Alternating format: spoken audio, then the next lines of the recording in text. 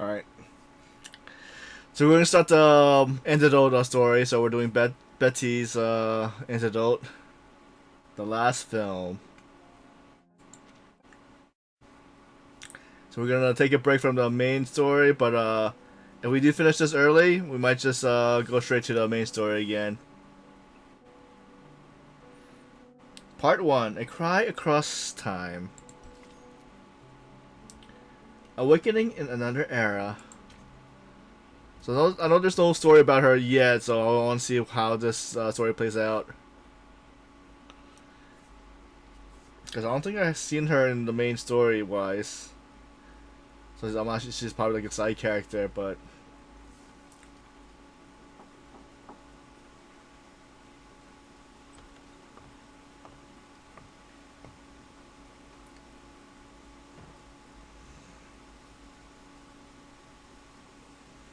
congratulations, Betty. Hopefully I'm pronouncing it right too. So for me, oh my god, I can finally stop pretending to be someone else on the big screen.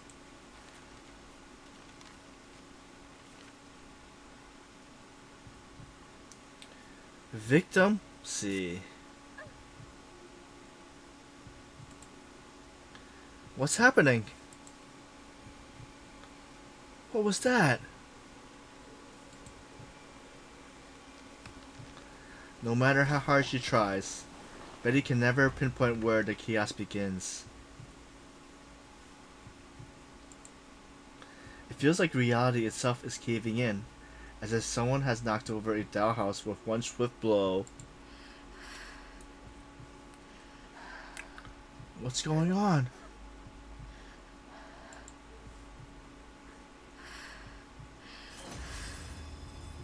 The world is falling apart. Raindrops rise from the ground, defying gravity, while her thoughts plummet, free falling into the pavement on the film set. Wait, so is this where the storm's happening right now? Because the storm is only when the raindrops are going or rising from the ground. The scene flips.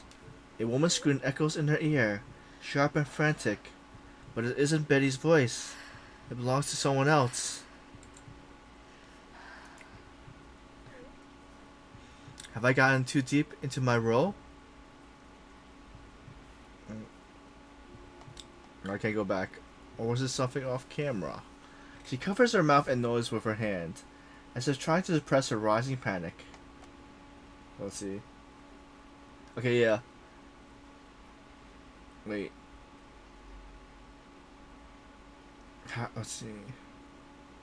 Have I gotten too deep in my role and forgotten where the script ends and reality begins? Or was it something the camera captured? She covers her mouth and nose with her hand, as if trying to suppress her rising panic. Miss Betty, is this a good time? Reality at last interrupts Betty's stream of frantic thoughts. More pressing than fear, she needs to return to the present. Come in. A woman in a black and white business suit walks in, holding a thin folder in her right arm, her face hidden under a white mask. Seeing the masked woman, Betty instantly touches her upper lip.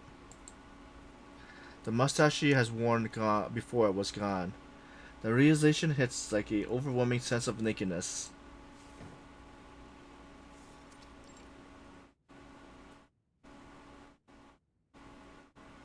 Feeling any better after the night in your own bed? Me? Oh, I guess so. She's still alive at least. Your body has recovered well. You should be able to begin the intake process today. Thoughts she can't read her own face behind the mask. The voice carries a certain kindness. She takes out a form and places it in front of Betty. Intake. There's no rush. You have plenty of time to think it over. After all, you've been through a lot. You may need time to process it. Betty takes the form and strolls across it mechanically.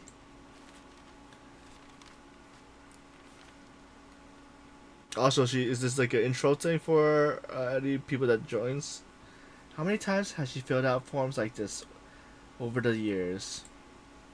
But the word only passed over her lips. They never sink in, never become anything meaningful. Betty stops reading and stares blankly at the form. Do you have any questions?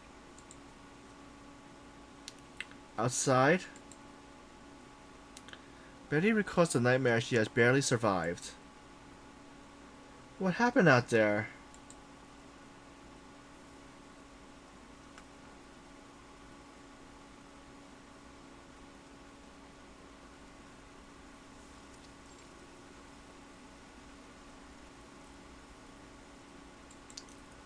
This. The staff member leads Betty from the guest room into the hallway. Here, she finally gets a glimpse beyond the Foundation's sterile walls at a new era awaiting her. Beyond the echoing footsteps and hushed voices in the hallway, a peaceful scene unfolds. A deep blue lake stretching far across the horizon, a white sailboat drifting towards its center. On the shores, a family sits on the pale pink panic blanket. The children are running in and out of the shaded trees, while their mother watches them from the edge of the grass. The outside world is safe now. Once you're recovered, you'll be free to leave the Foundation, though few choose to. The sunlight is soft, carving out crisp shadow without feeling harsh or glaring. The air beyond is fresh, a stark contrast on the fluorine lace sterile of the hospital. It feels like the real world. But Betty frowns, staring at the idyllic scene in disbelief. There's something strange here, eerie almost. Her pupils tremble, and the illusion of peace shatters, but this disaster is one.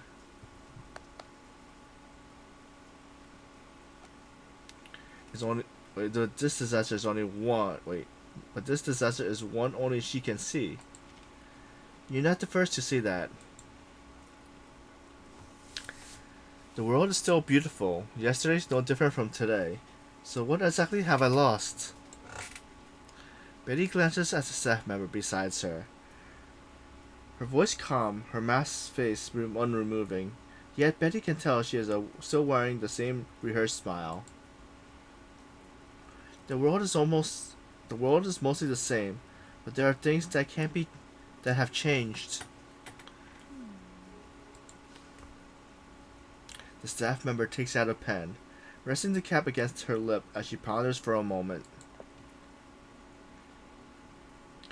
That house has a new roof, and the trees have grown taller.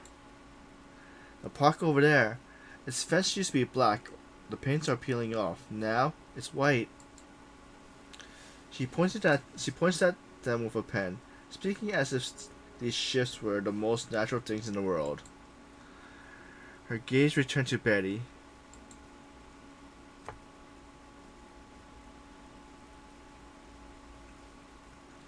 If you want to understand what you've been through, you can attend the Foundation's information session once you recovered. You'll get some answers there. We developed a standard recovery process for survivors of the storm. It will help you move past the trauma, adjust to your new life, and if you choose, joining us in assisting others. You're free to go about the facility as you please. If you like, you may want to visit the other survivors who arrived with you. I wonder who came with her if they're Arcanists. Welcome to the world after the storm. The other survivors? The screams in her ears never really faded. If anything, they have grown sharper. Yes, I believe she was your colleague. The staff member flips through the folder, searching for a particular page. Her name is Jones. Jones?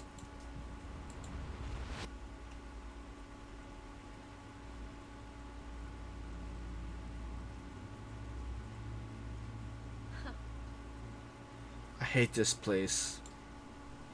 Joan braces herself against the fake brick patterned wooden panel with one hand, pressing down her wind-blown hat with the other. Her elegant face is caked in thick, exaggerated makeup.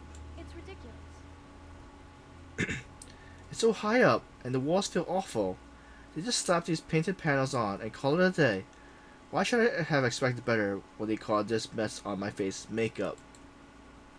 Perched atop the tower set, Jones makes no effort to hide her frustration. My eyes sting. The foundation is already running like a soup. I feel like I'm going to pass out. I'll try to get this in one take so we can wrap up. Betty keeps her head down, double checking the harness around her waist, making sure it doesn't peek into the shot. In a few moments, she will be playing the male lead, leaping off the tower right in front of Jones. You better get in one take, Miss Betty. I heard you're a real professional. Yeah. The grumbled compliment leaves Betty unsure whether it's a genuine or sarcastic. She returns to the safety check, not wanting to push Jones' temper. A top Hollywood star like her would have Betty fired with a snap of her fingers. When are they calling action? They... Oh, what's happening? Her words are cut off abruptly, like someone sliced them clean through. Betty glanced up in confusion, trying to see what has caught her attention. What is that? Joan's body stiffened as she looks ahead. Something's wrong. Following the same eye line, Betty turns towards something beyond her comprehension. The sky begins to take a kaleidoscope, like panel of colors, the phenomenon spreading out like a flood over the horizon. Reality begins to unravel around them, leaving the tower standing out like a strange island. Until it collapses.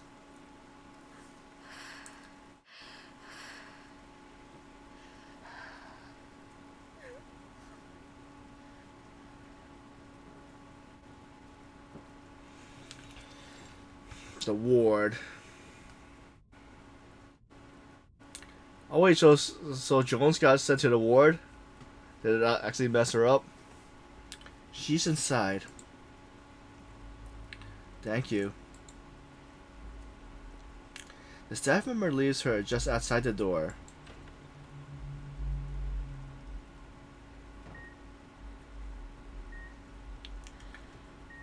Beyond the thick glass, a woman lies inside a capsule-like machine, her face wrapped in bandages.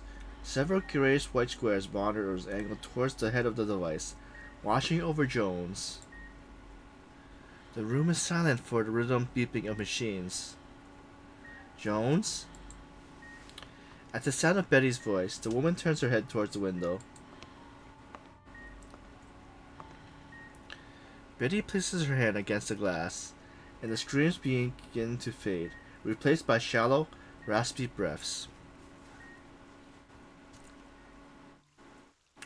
To be continued. So, part 2, Crescendo. Only today and yesterday, stretching on forever.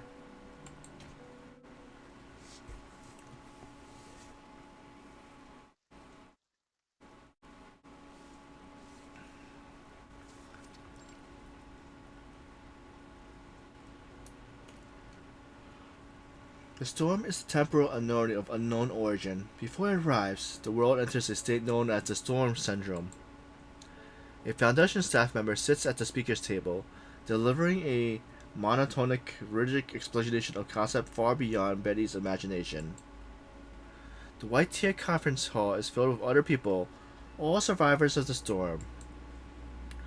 Raindrops will be observed rising from the ground into the sky, and then almost simultaneously, the entire era is replaced. Betty finds herself drawn away from the lecture and onto the face around her. Few seem as lost as she feels, as though they have known this disaster was coming, and now, this lecture is merely filling the details. And the same powerful foundation provides Betty begins analyzing each other's attire, trying to piece together the lives they had once led. Cornflower blue wool suits, perfectly tailored, gold striped brown tie, gold watch on the left wrist, a stockbroker, champagne dress with a white fur shawl, pearl necklace, a wealthy housewife.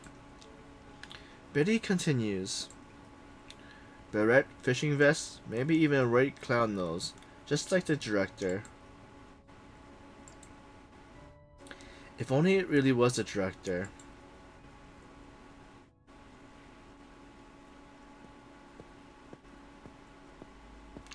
This is not a good time to be alive. The streets at night feels like a jungle. The few remaining lights flicker like fireflies in the darkness. A man walks past one dimly lit alley after another. With the economy in ruins, people go to bed early, not just to save on lighting, but to sleep through their hunger. Hunger won't matter soon. This will all be over. The metal buttons on his top hat occasionally catches stray beams of light, and the tip of his cane strapped behind the wall as he walks. He pays no mind to the homeless huddled near the alley's entrance, striding towards the dimly lit restaurant. The door is locked, though the fogged-up glass and faint silhouette moves inside. A flickering streetlight casts an uneven glow on the asphalt, and the shadow beneath it glows as they swallow up the last sliver of light. Click. The restaurant sign goes dark. Wait! The man hurries forward, reaching the door. It's me! The shadow inside hesitates. Then thick wooden boards are pulled inside. Iron chain unwind, and finally, a lock is undone. What? Betty? The parrot man grins and removes his hat, a thick, neatly braided plait falling out over his shoulder. Got any meat left? The shape beneath the man's clothes begins to shift. In a moment, his silhouette transforms into that of a familiar woman. I could do for a steak if you got any. Steak? What do you think this is? Wait, what? You think this is the Ritz? The owner turns and walks towards the kitchen, waving Betty inside.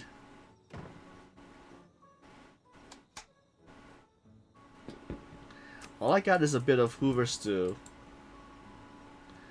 Makes mine with a bit of meat then. Betty beams, the fake mustache on the upper lip shifts awkwardly with her smile. She slaps a handful of bills onto the counter and spreads her arm wide. I landed a speaking role. Must have been thanks to that stew from last time. Meat really does make everything better. The owner doesn't turn from his task as he stirs a pot of congealing stew. That's surprising. Is that right? The fire crackles beneath the pot, melting the hardened fat and releasing a thin but dicing aroma.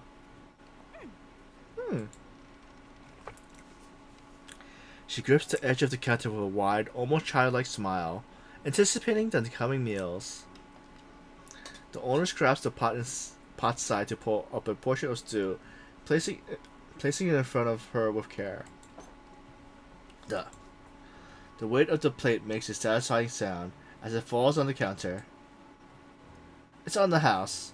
For all the scripts you memorized but never got to perform, you earned it. Thanks.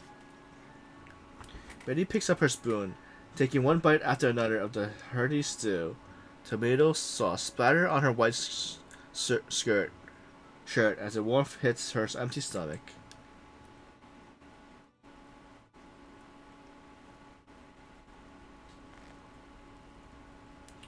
Her eyes readjust, falling on the figure on the front row as she tightens her grip on her pen. If only I had finished filming my scene before the storm hit. Just 3 lines, and I would have been a star. Yes! No! Wait, those are her lines? Ah, ah. Betty replays the moment in her mind, recalling the lines she has rehearsed 100 times, hoping they will bring up the same feeling of pride they did before. Now, if everyone could leave their completed forms here. The staff member's voice yanks Betty out from her thoughts. One by one, the people in the hall stands, forming a quiet, orderly line to hand in the forms. The staff member at the desk sorts through them efficiently. So each time there's a storm, does the St. Pablo Foundation take in people, like us? Those who are out of their era? It feels like a bedside drawer for time itself, and right now, my era is what's being stored away. What about the ones who didn't join? Will my era ever return? More and more people leave the hall as a sudden sense of abandonment crashes over Betty. I can't fall behind. With that thought, she fills out her form in a rush, hands it to the staff member, and follows the others out.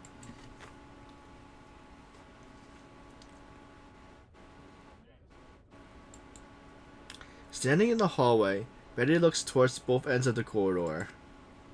It dawns on her that people in this era seems not to be sort of to linger. Betty watches as their back disappears into the distance, step by step, swallowed up by the corner where 2 walls meet. Her fear of falling behind might have been shared, but it gives her no sense of belonging. Betty touches her stomach, neither hungry nor full.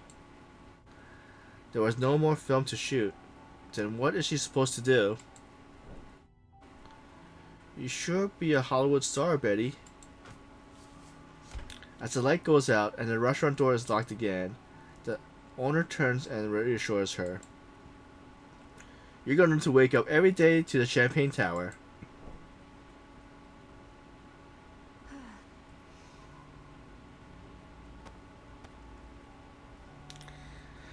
I guess I should go see Jones, because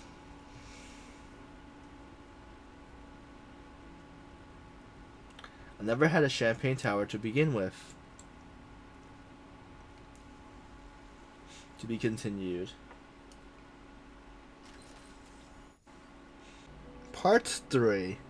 Goddess of the Silver Stream. The foil of time, emotions, and money.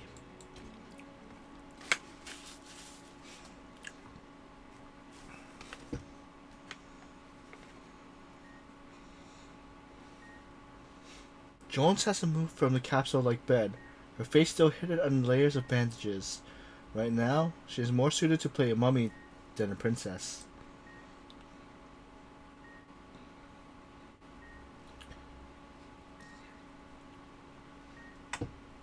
Betty catches the thought before letting it hit her.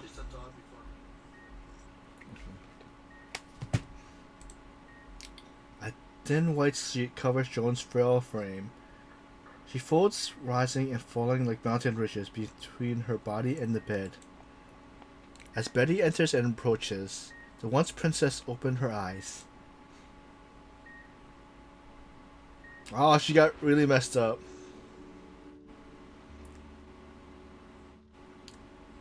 It's you!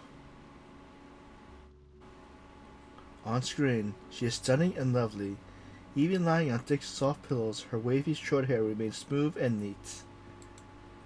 Her dark brown furrows slightly as he gazed tearfully at her lover. I swore I'd never see you again.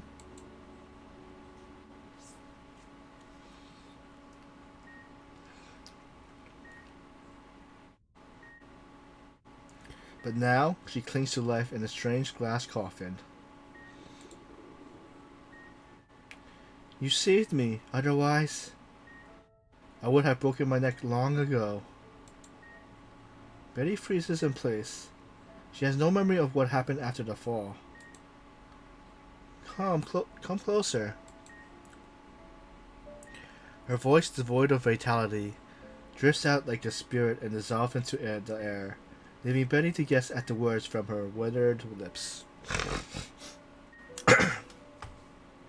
She moves closer until she reaches the glass barrier, remarking that she has never been this near to Jones before. What about the others? The radiance has faded from her eyes. There's two glass beads that look around and seem to find some refuge when they meet Betty's own. The others? She meant a film crew back in the unfinished past that Betty and Jones left behind in the 1930s. Betty opened her mouth. Looking at Jones' frail state, she can't bear to part with the obvious truth that hung on her lips. A lie slips out instead. They're outside.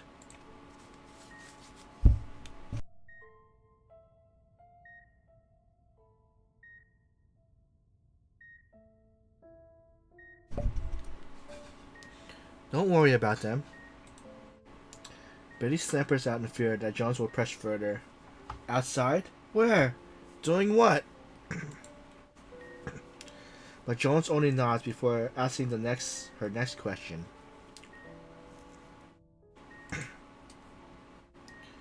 What about the camera? Her eye searches the room weakly. I had the camera with me.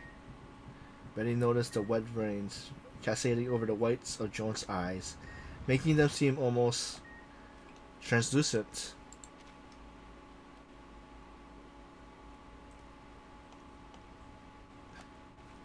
Where is it? Jones falls into a seizure. Betty isn't even sure how their conversation ended. Maybe someone else has stopped it. At some point, a nurse rushed in with a syringe in her hands. Oh, that's going fast stuff. Cora Posmic watched the dosage. A clear liquid flows through the milky white tubes and into Jones's body. Initiate emergency measures. Clear the room. Betty trembles, unwilling to recall what just happened in the ward. Jones has been like a thread-thin wire strung around her own neck, and Betty was holding the other ends. It felt like if I moved my finger, Jones would fall away right before my eyes. A fragile safety net line. A safety line, a term among stunt actors for the harness that assures their survival.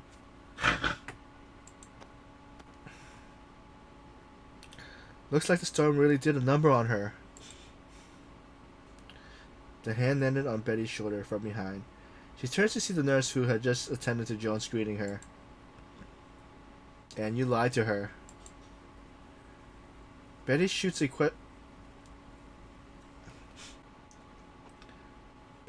questioning stare at the nurse, who tilts her chin towards a storage room.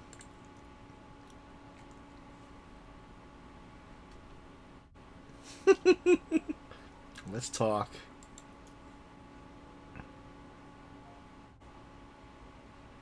The window was wide open in the otherwise cramped and narrow room, but outside there's nothing to see, just the face of another wall, pockmarked with bumps and ridges so close that one could almost reach out and touch it.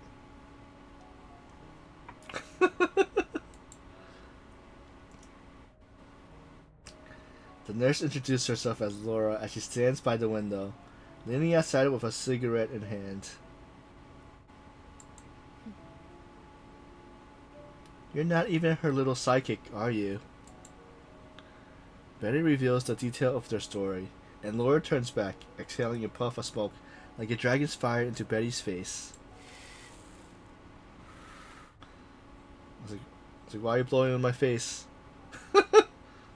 Hey! What the hell? She waves her hand in disgust and disperses the smoke. Laura only laughs. Go on, way faster. This thing's sensitive as hell. If it defects me smoking, I'll spray and drench us both. You should have been smoking here in the first place. Yeah, so what? The world's got insane. You really think rules matter anymore?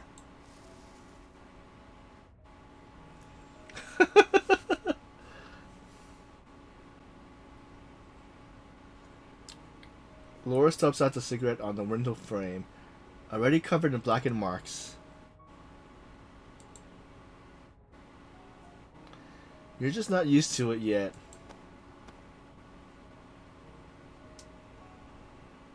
Alright, I'll check it out later.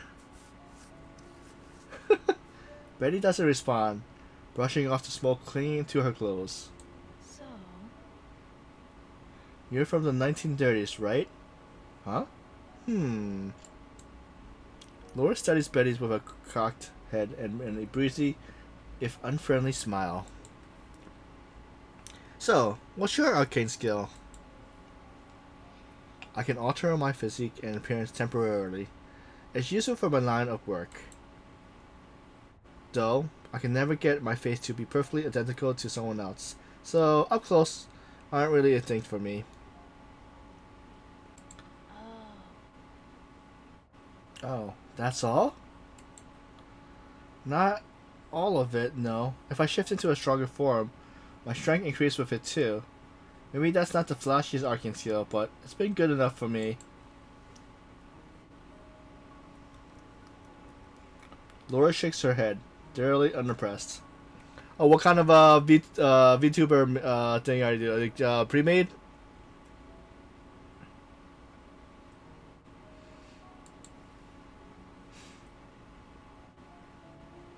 Was there like anything on the shop that you marked or favorited? You can make muscles on a command and change your face, but not by much. Seems like all you got is a bad actor with a fake mustache. So what else have you got? What? For example. You know, something interesting. Maybe a collectible like Jones's camera. Here is the case. I know a buyer. He collects interesting stuff. I'll take a cut, of course. Doesn't have to be expensive. Any old thing can still sell for a good price. Wait, so does she have the camera? I only sold a broken copper pendant. Looks like junk, but it had a picture of the original owner's daughter inside. Someone paid a fortune for it just because of the sentimental.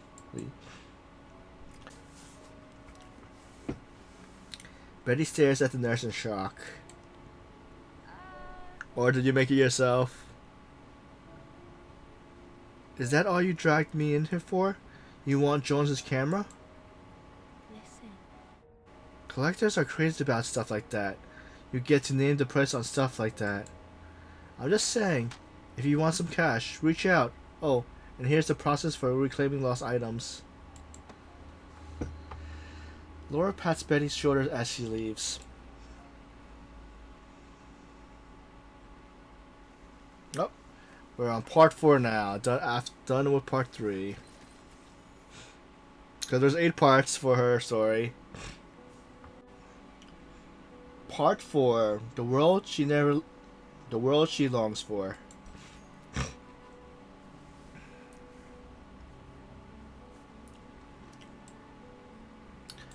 Hope lies on display within a glass case.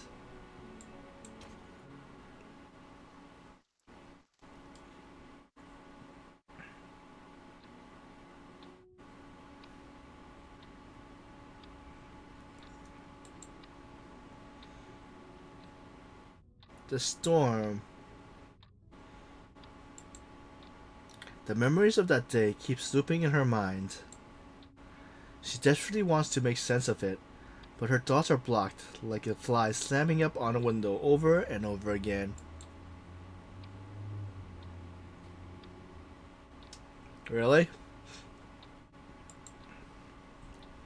Betty sips up, flips her pillow to the foot of the bed, then dives into it, burying her face entirely within the plush.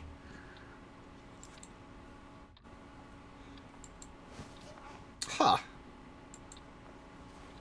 She flips onto her back, grasping for air. I can't sleep. What is this? I feel like I did the night before my first audition. Even then, I got sleep.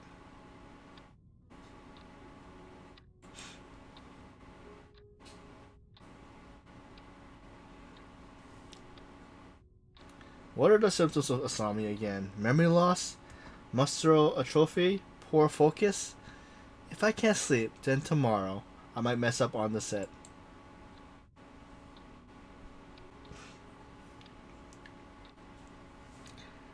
There's no set to mess up on.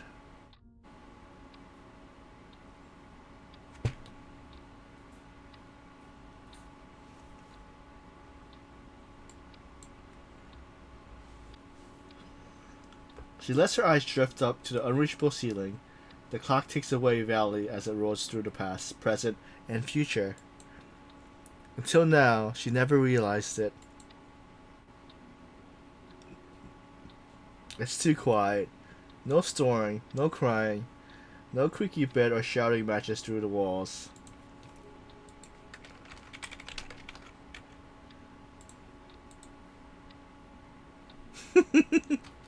Cheap motels have got more life than this. Betty switches on the TV in the corner of the room. What show are you gonna watch? Inside the glowing silver box, a cowboy gallops across the American frontier, waving the briefest grin and wheeling the quickest six-shooter caught in the peak of his heroic moment. It's the opposite of mine.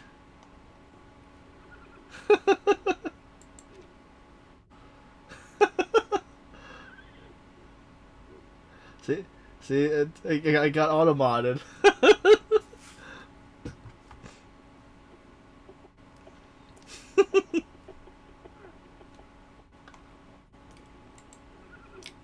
I guess it doesn't matter the era, whether it's big or small, there's always a square world to escape into. She falls back flat on the bed.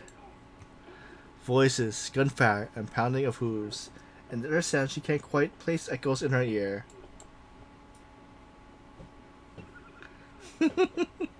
So lively. The noise is familiar to her. Comforting noise brings the promise of sleep. The TV screen flickers erratically against the dark room, dialect dissolving into a blur. Smooth jazz replaces the voices. White credits roll up the screen and brightens the room, but Betty is fast asleep.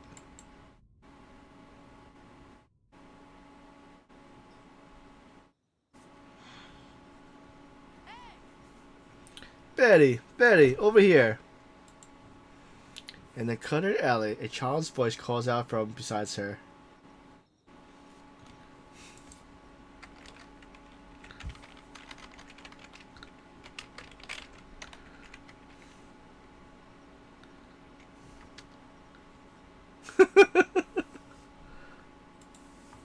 Tom? Here. The voice buzzed from inside the pipe beyond the weathered walls. Did you forget how to get in? I remember. Climb onto the trash bin and slip through the old storage room tiny window. Then head to the third screening hall. The staff door is never locked. We can sneak in there.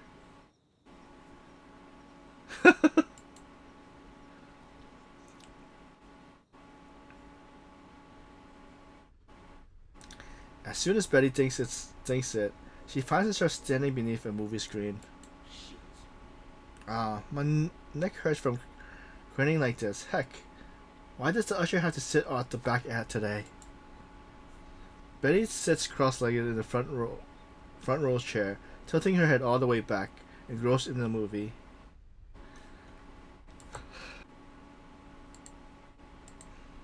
Oh, I missed it. What did it say? Oh, I did read that one. Up this close, the screen is tilted warped, but she isn't bothered in the least. The train speeds to western desert.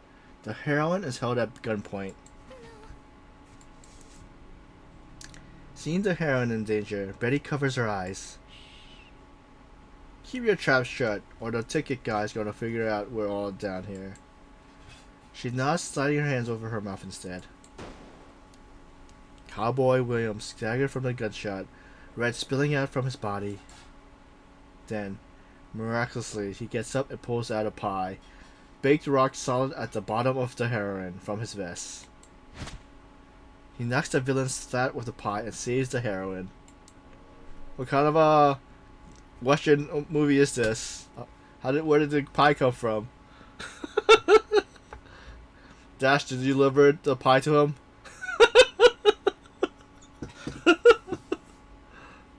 A happy ending. I wouldn't mind a slice of that pie. The world end flickers on the screen, but Tom isn't paying it any attention. That was Keen, wasn't it? A real cowboy. Wish I could have been that guy. Pew pew! You're so childish. If I were a real big shot cowboy, I'll keep the entire town safe as houses, and the saloon keeper would save the best seat at the bar just for me. Tom rubs his frostbitten feet. The motion reveals a stolen piece of black bread that juts out from his coat pocket. Where Cowboy Williams is a Creekwood town, there won't be any dangers left. You have to find another place. Obviously, I never go to Creekwood. That place isn't even real. What? Not real. But the movie is. It's just a made-up story with actors on a fake set. There's no such town as Creekwood and no Cowboy Williams. You don't really think everything in the movies is real, do you, dummy? Oh, so that's how it is. But instead of disappointment, she looks somehow even happier. That just means it's a place I really can reach. What? Don't you get it? Yeah, it's a fake world, but that means I can create my own world too. A world without unemployment, without poverty, without hunger, without cold, where everyone has enough food in their bellies and warm, soft beds at night. I'll have music playing endlessly. The text is going too fast even though I don't have it on auto. Right? Do I have it on auto? Yep, okay, I turned the auto off.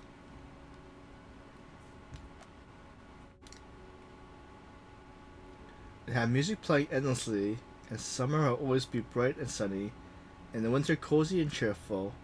It'll be a place where people can forget the pain and regret the reality to laugh or cry for someone else.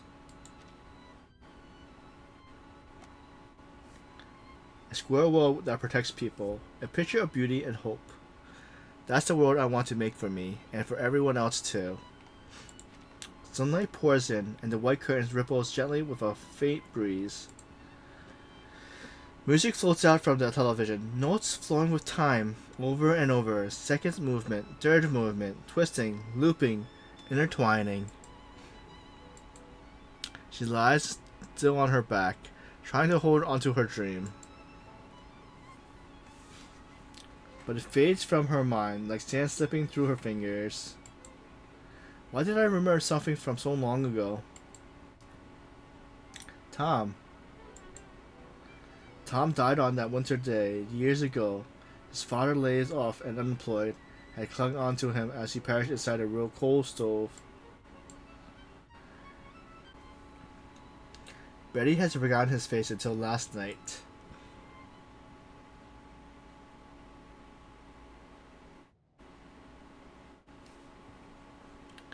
Thinking back on last night's stream, Betty returns to the lost and found section.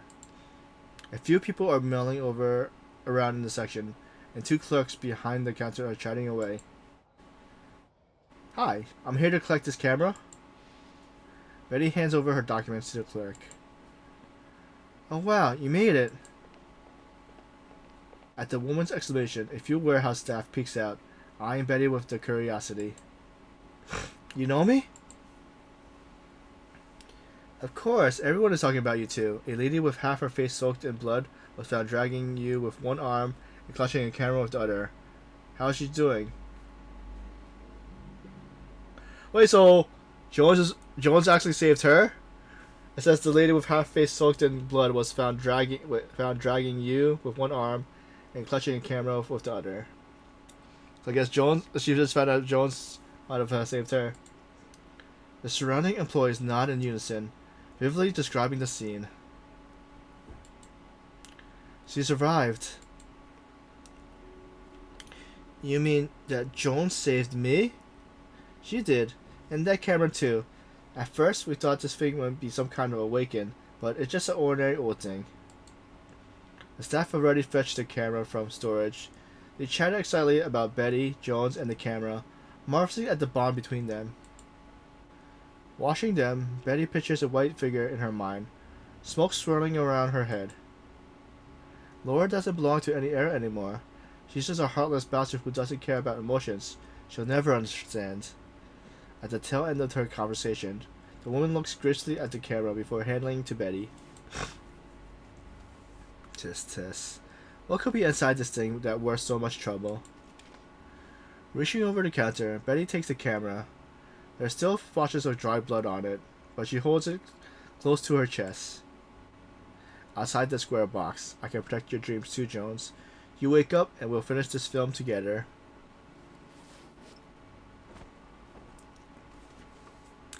This is the very last movie of the 1930s.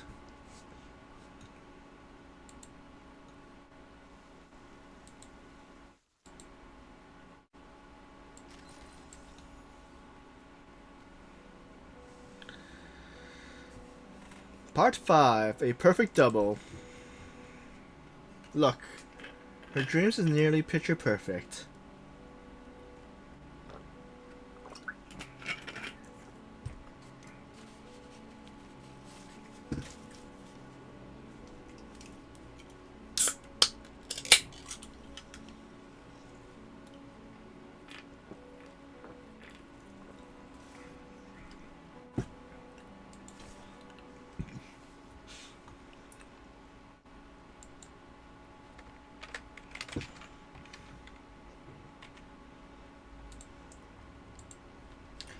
Joan's condition remains unstable. Most of the time, Betty just sits in the ward, rewriting the script from memory. The real one has been lost to the storm. Occasionally, Joan's awakened for a brief moment. Betty, what time is it? Her voice has lost all trace of its former haughty conference tone. Fatality strips away of their dignity. Betty paused her writing to glance up at the clock. 2 p.m. Jones doesn't seem to respond to the answer one way or another.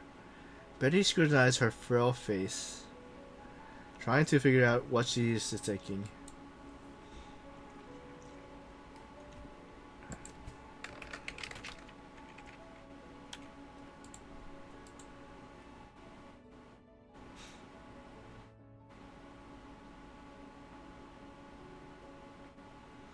Maybe she's wondering how long she has been out.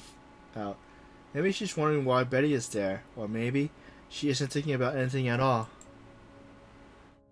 On a rare occasion, Jones even gained the strength to ask about the film.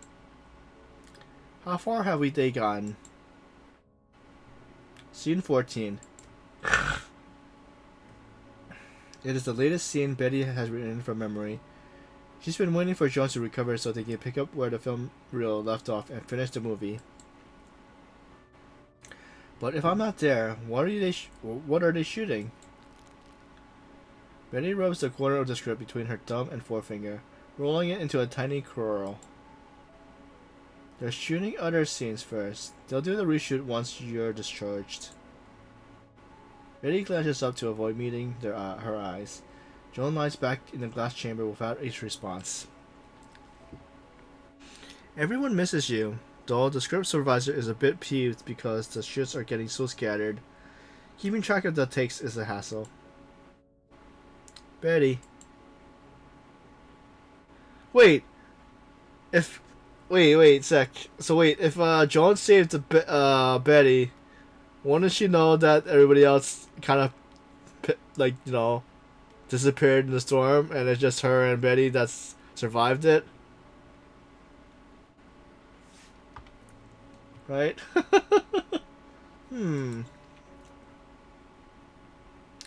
I've been lying here too long. I practically burned a hole in the ceiling with my eyes. Could you bring me some pictures of the outside? And some photos of the crew. I missed them. Oh, how is she gonna get photos of the crew? But the director doesn't allow pictures on set. Betty wants desperately to find an excuse, but Joan's eyes meets hers through the layer of gauze, saying nothing, waiting. Betty closes the script. Alright, I'm sure they'll make it a session for you.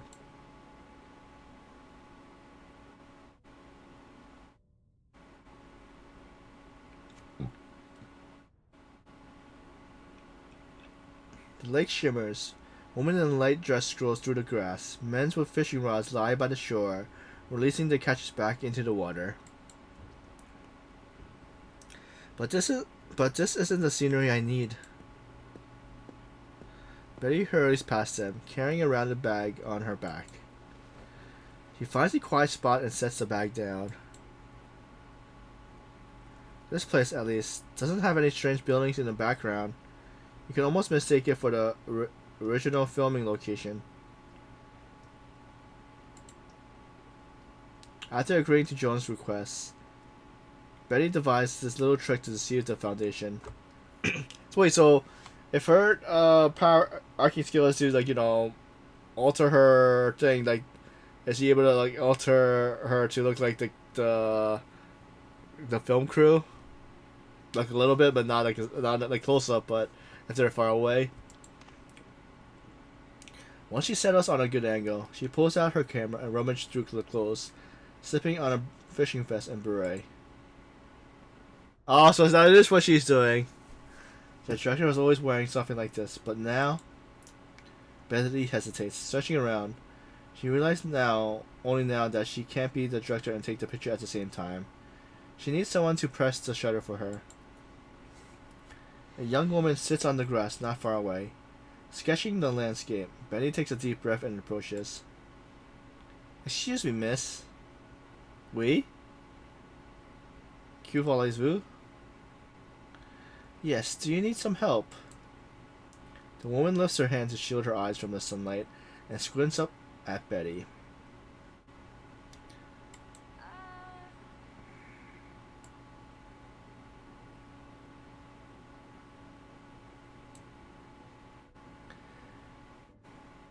Betty stares at her lips, fully stunned at fluid, pearl-like words roll out, words she doesn't know in the slightest. Tout va bien? Are you okay? That sound reaches Betty's ears, this time more familiar, but still indecipherable. She can at least tell from the woman's expression that she meant no harm.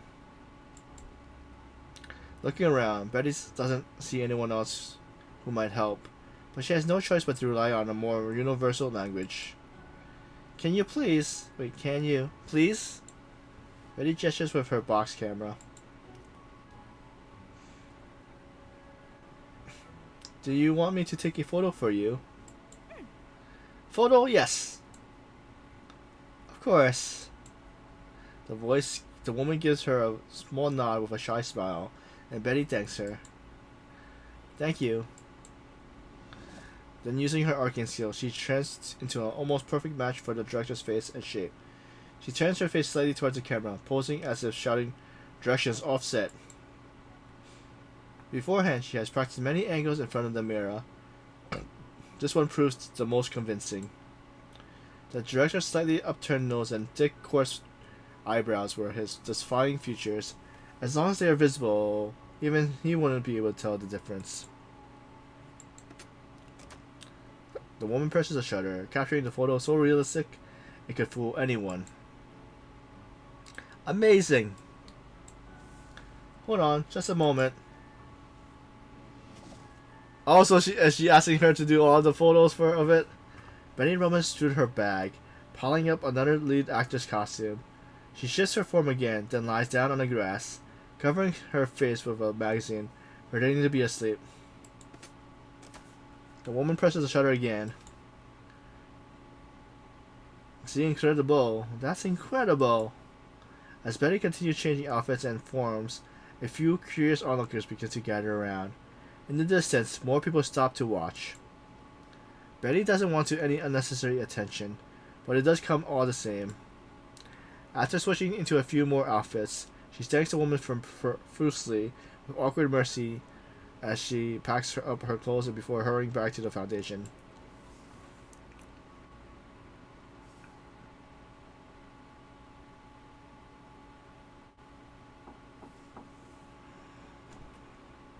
Holding the freshly developed photo, Betty runs to Joan's ward. Betty.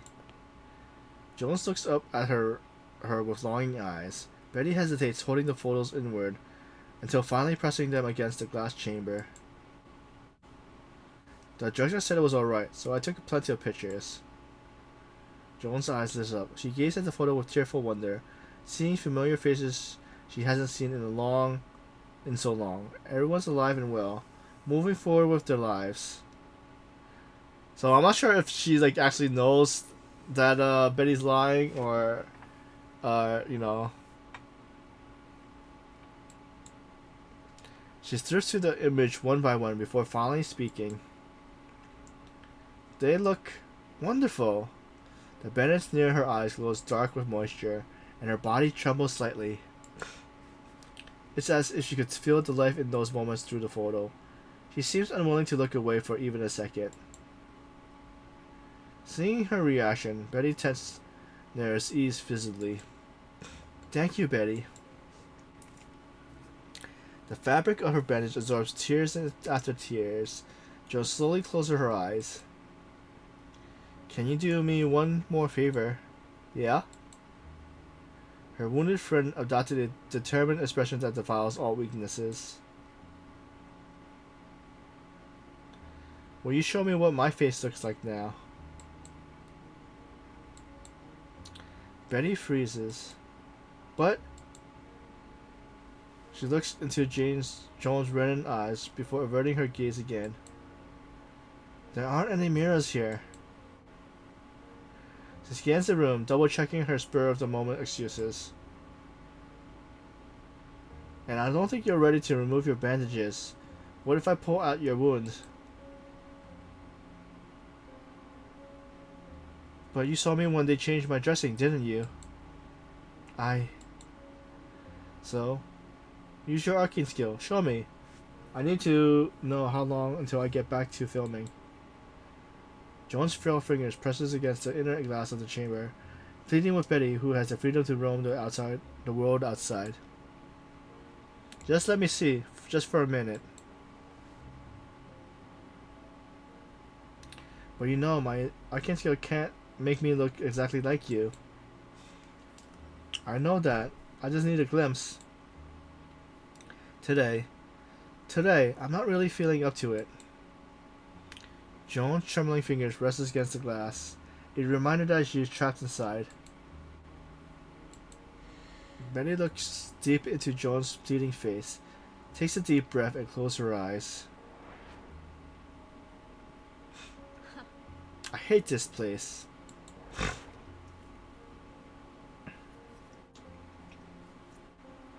Back then, Jones has been untouchable, radiant and dazzling, the kind of star Betty could only admire from afar. Come over here, Betty. Betty trembling in her step, she forced herself to push aside the image of Joan's scarred face burning in her memory, afraid it might color her transformation.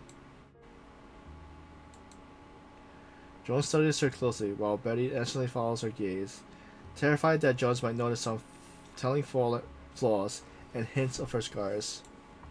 But instead, Jones smiles and laughs wickedly. You haven't got my eyebrows right at all. Huh? Hearing her chuckle, Betty flushes red and turns away. How about this? That's better, but the nose isn't quite right either. It should be a little taller. Really? Betty pinches the bridge of her nose, making it appear more defined. Now it's too much. That looks ridiculous. From Betty's perspective, her nose now seems oddly exaggerated. She looks at it, trying to tweak it into something more natural, only to end up cross-eyed. Even Betty can't help but laugh. You make me look more Valaville than Hollywood, Betty.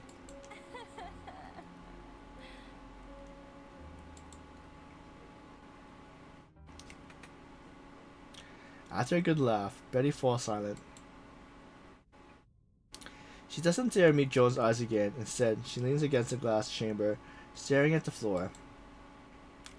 Sometimes emotion spreads through the air like mist, lingering between words unspoken. Why are you crying? Why are you... Okay. Betty replies this petulant, like a child throwing a tantrum. A faint shimmer passes over her, and she returns to her own form. You just look familiar. You remind me of someone. Who? Joan takes a deep breath. Take a deep, hoarse breath and slowly exhales. I'm too tired now. I'll tell you some other time. Betty wipes her nose and nods affirmatively. Then, I'll head back for today. Get some rest.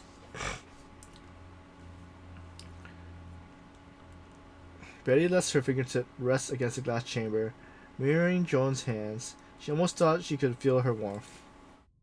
Thank you. Betty shakes her head, then turns to leave wordlessly.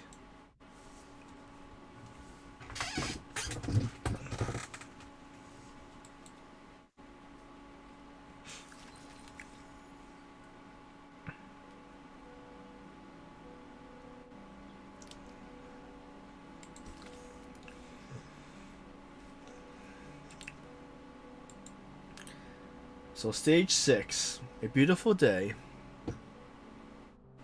When lights strike these films, silver undergoes a structured change, forming silver grains.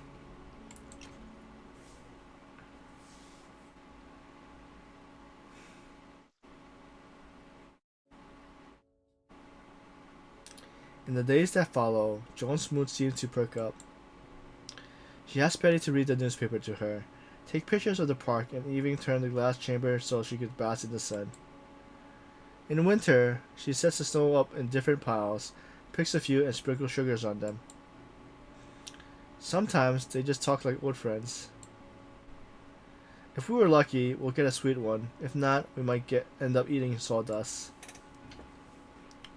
You played games like that as a kid? Silly girl. Joan lets out a weak chuckle. Before I became famous, I was just a little country girl. Betty feels a twig of something unfamiliar. What's happening? Betty shakes her head.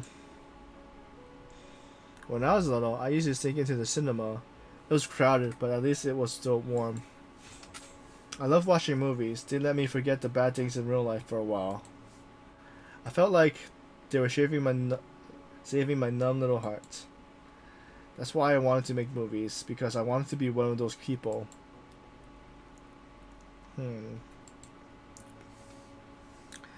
Jones watches Betty, a hint of resignation on her face.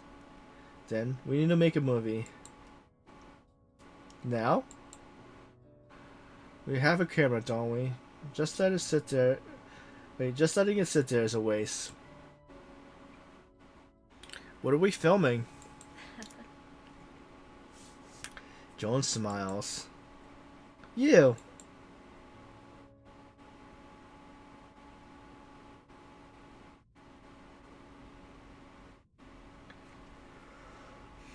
Follow Betty, medium shot, upper body.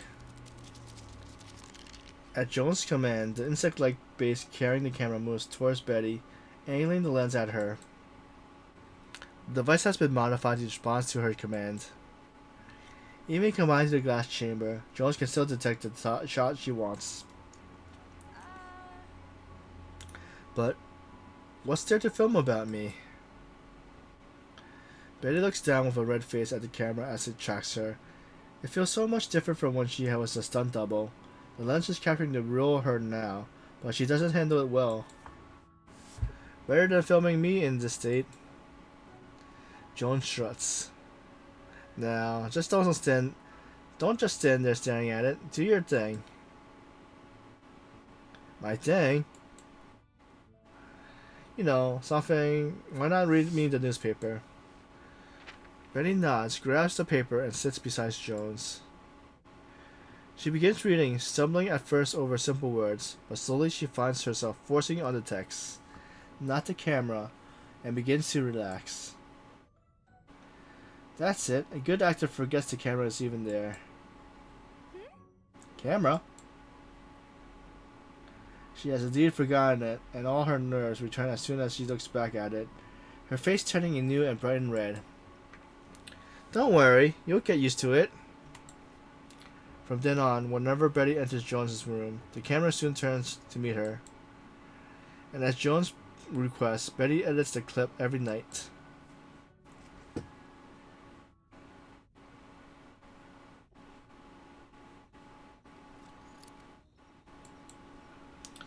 In the dim red room, the sound of scissors cut through a busy silence as Betty trims another frame of film.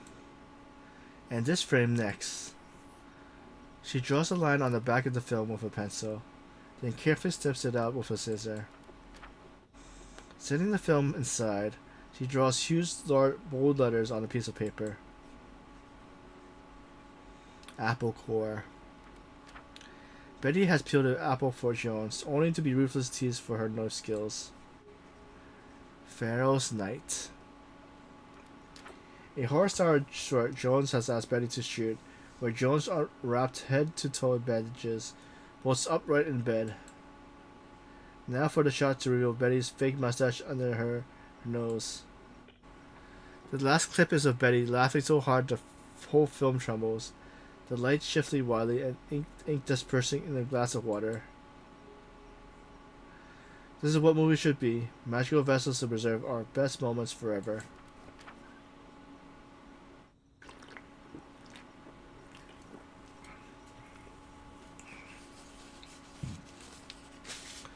She carefully lifts the film with tweezers, sorting them in separate categories. Jones will recover and be discharged soon. I'll find a way to help her accept and what happens with the storm. Betty's eyes rest overlong on the script on the nightstand, copied out laboriously by hand and from memory. Having used her legs as writing desk for so long, the page has developed a slight curve. Then, we finish the movie.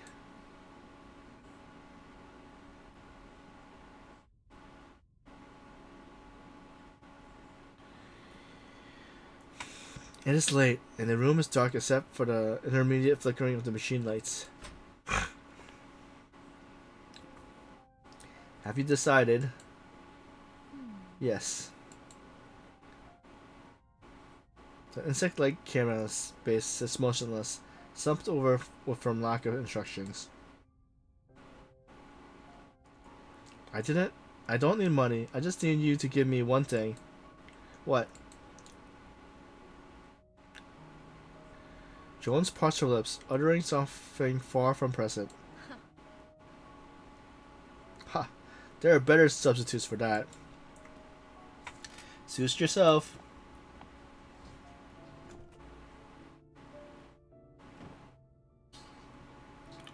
The door shuts behind the nurse as she leaves. To be continued.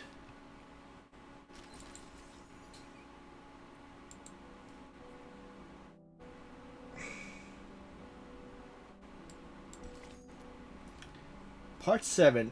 The Empty Box. A riddle whose answer is determined by its solver.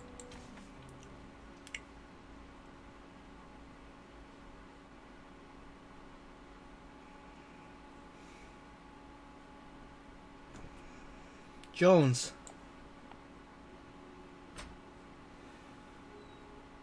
Around the usual time, Betty arrives at Jones' ward, only to find a neatly wrapped gift box tied with silk ribbons sitting on her chair.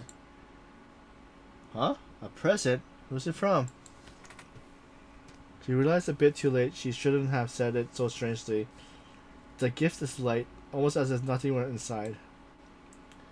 No, it's from me to you. For what? Did I forget a special occasion? Betty looks at Jones in surprise, about to open the box to see what's inside. Don't open it yet. Huh? Jones stops her just as her finger begins to pull on the ribbon and gestures for her to sit down. This was the first gift I ever received from my mother.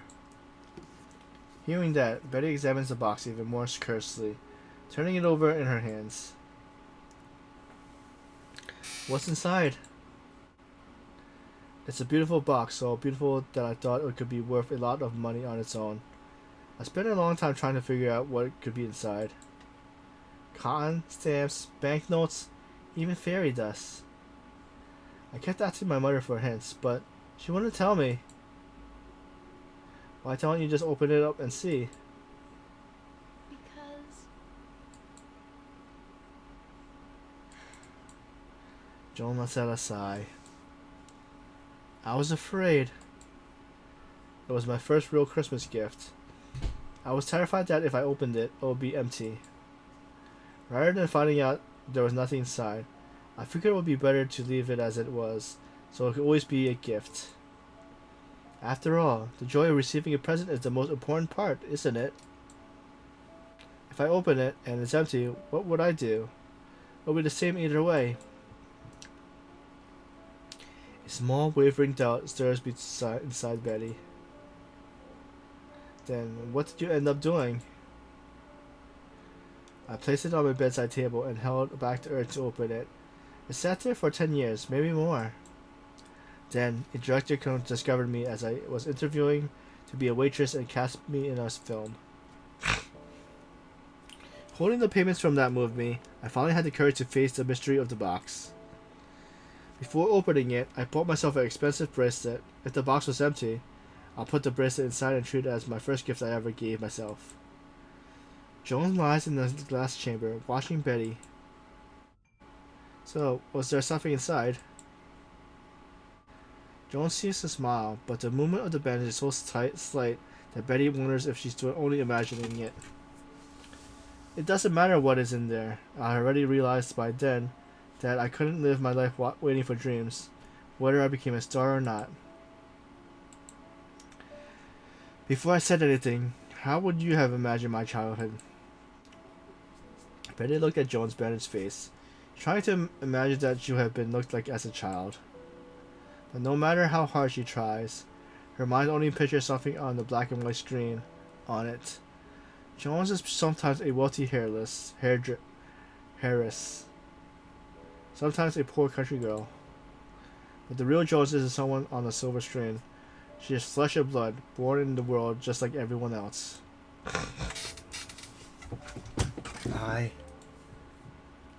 Betty resists her initial thought. To imagine her as another girl, even if she knows it's true, feels wrong. It feels like taking something away from her. It would mean she wasn't born to be a star that she became, that she didn't have any special gifts to light up the screen, and that she's no different from her. Why? Why are you giving this to me? Is there something inside? Jones shakes her head once more.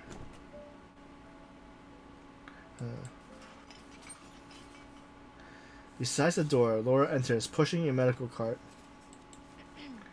Visiting time is over. Miss Jones needs her treatment, and I'm going to need you to leave. Go on, Betty. I'll see you later.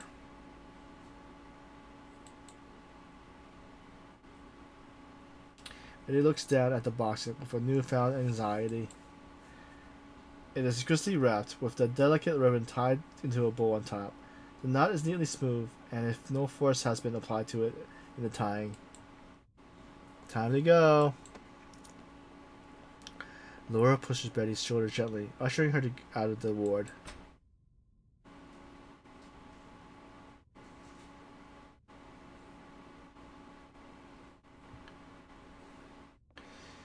Betty examines the box with every angle as she walks towards her room, her feet shuffling and slow. She shakes it as she holds her ear against it, but even that reveals nothing. What does it mean? Is it just an empty box, like false hope? Whispering tones seem to seep in from the corridor shadows, filling her with a quiet sensation of fear. Maybe Jones figured it out. Could she have seen through the illusion I created for her?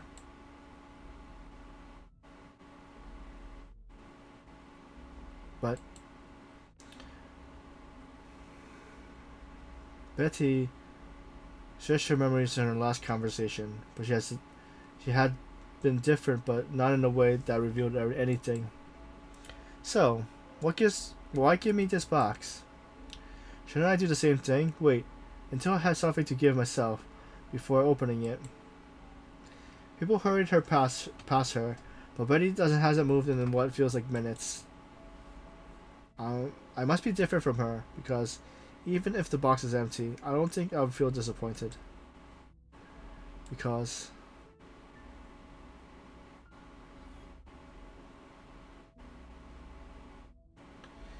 the doll processes her mind as is met with a sudden panic that crawls up her spine. She yanks off the ribbon. It isn't empty. A real film is bound in the middle to prevent it from making any sounds when shaken. What? The cutting and splitting technique is immensely familiar. This is her film. How?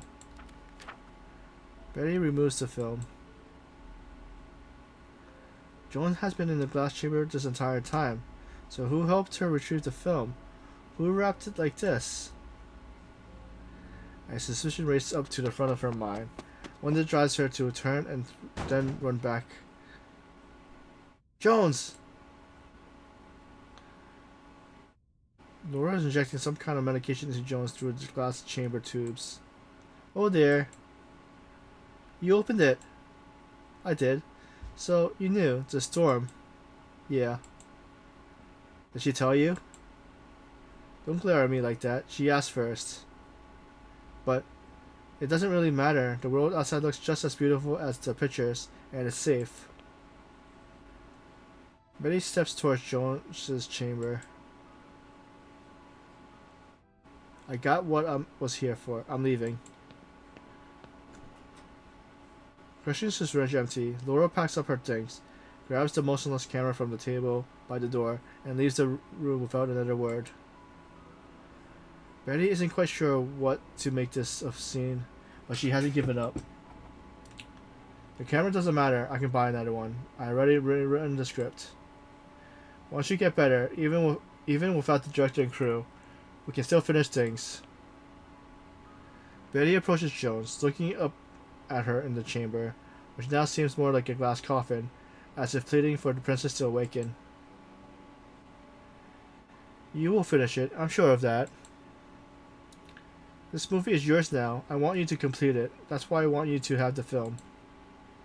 But what about you? My days on the silver screen are over, Betty.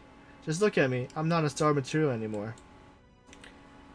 I'm going to be stuck here in this thing for the rest of my life. Jones says it's all as if it were just lines in the script. A first read-through. No emotions needed. No, that's not true. Betty's voice trembles. You said your recovery is going well, that you'll be able to get out of this bed soon. And didn't you see your face that night? That night? I have a mole. I always had it covered up on the set, but you wouldn't have seen it if it was still there. The rest was perfect, right down to the eyebrows.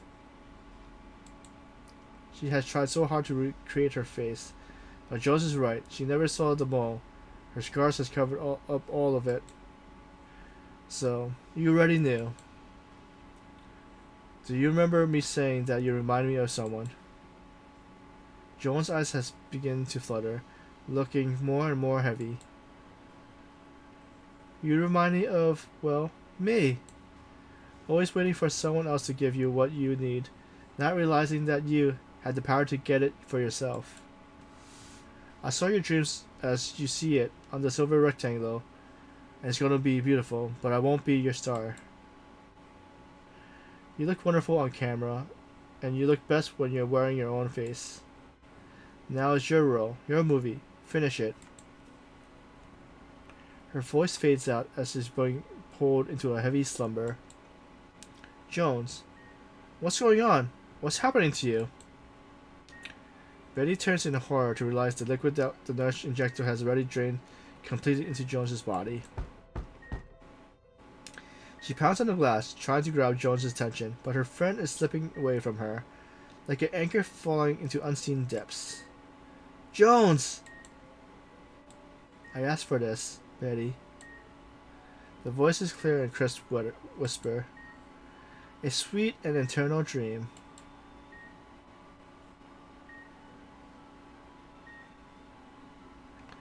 I hate this place. You haven't got my eyebrows right at all. Now it's your role, your movie. Finish it. A sweet and eternal dream.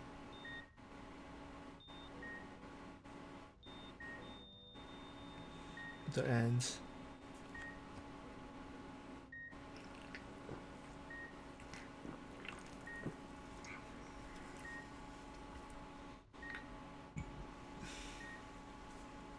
So on to the last part.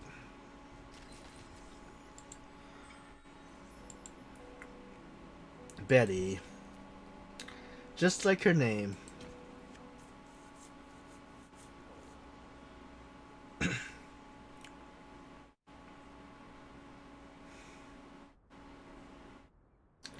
Jones was buried outside the Foundation, lying alone in another era, destined to disappear with the passage of time.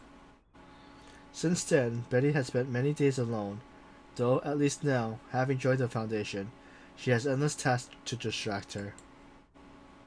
But in her free moments, Betty still finds herself standing in the hallway, looking at the same window where she first glimpsed in the new era. Betty? What is it, Megan? The two colleagues stand together while observing the changing times. What were you filming?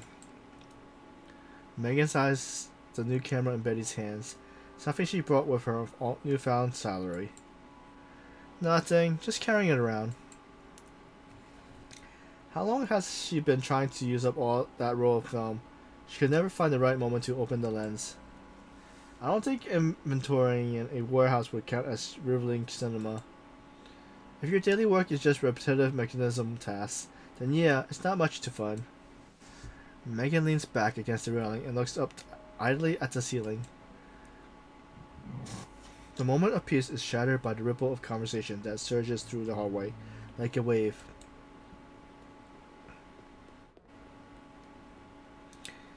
Countdown to the storm. Countdown to the storm.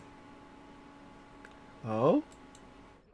Megan straightens up and pats Betty. We got work to do. What do you mean? A storm countdown means that in 24 hours, a storm event will occur. You should get back too. Things are going to be rough. Megan Hurley heads back to her station. So this new era is gonna be archived like before.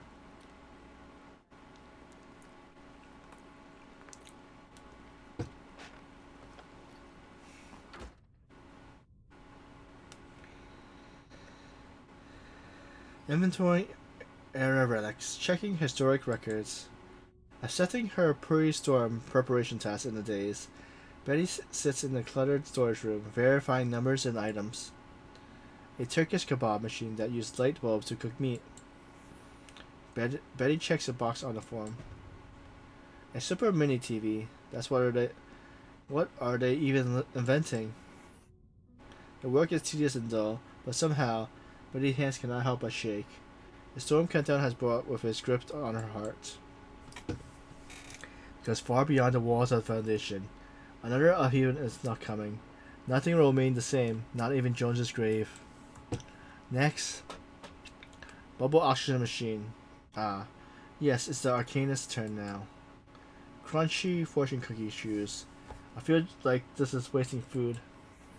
She mumbles to herself as she continues the inventory, moving on to the other self, trying to keep her mind steady. Dance at the Moonlit Night. Premieres on February 23rd.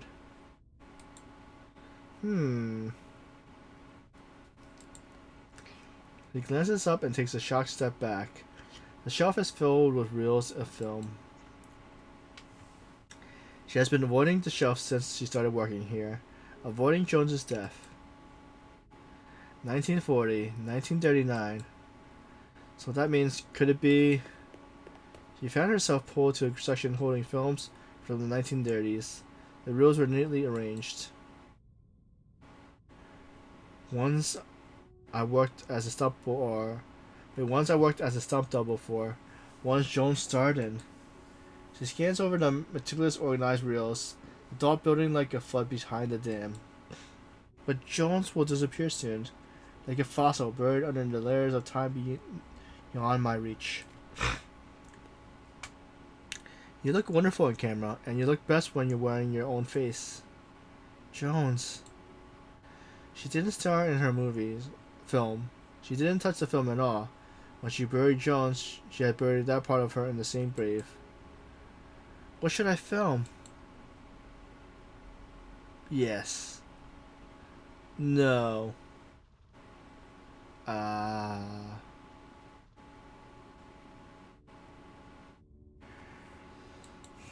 Memories flash through her mind. Betty eventually finds her answer. Jones, I won't leave you alone, not in these last moments.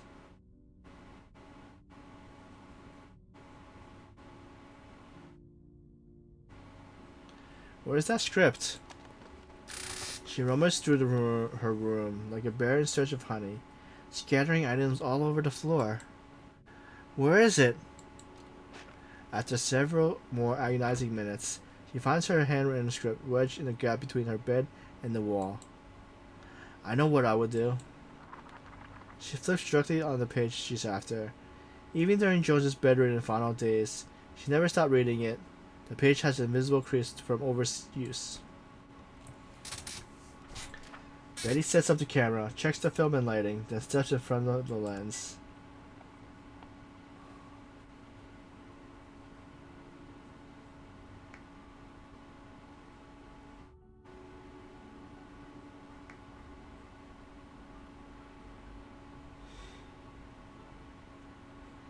For the first time, she isn't just rehearsing. The lines are captured.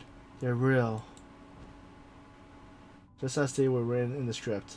Then Betty claps back onto her bed. Just 3 simple lines, no real acting required. A minor role in a film that will never be streamed.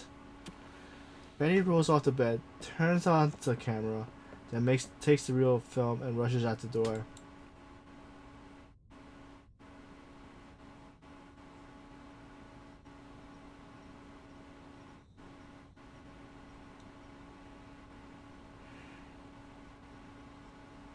Cemetery?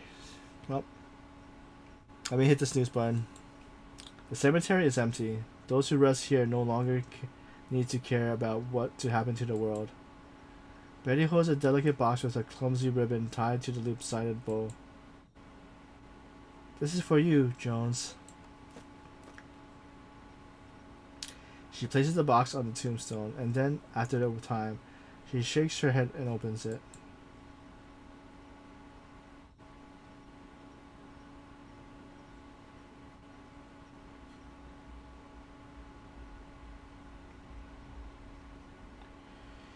It's our film. I finished it. But that isn't all. She pours a blank film strip from her pocket, encased in a transparent glass frame. It is bleached in the sunlight, rendered in total unusable. I kept some for myself because I don't know what I should be filming. If we meet again, I'll bring it to show you. But for now, the cold gravestone offers no response. It lies unspeakable, unknowing, awaiting the impending storm. I finally understand now. The world won't wait for me to say I'm ready before it begins. So I can't stay in the past. I'll move forward because that's the only choice.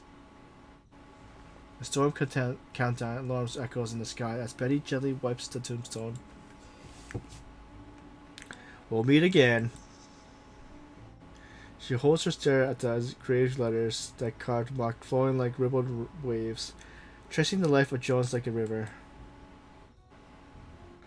And when I see you,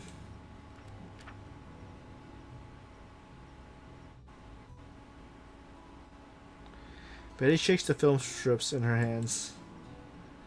I promise, it will be spectacular.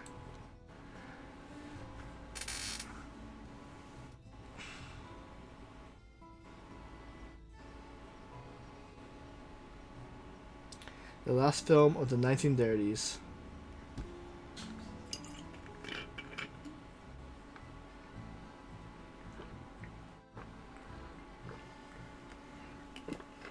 And that is the end of her anecdote. Goodbye, Jones.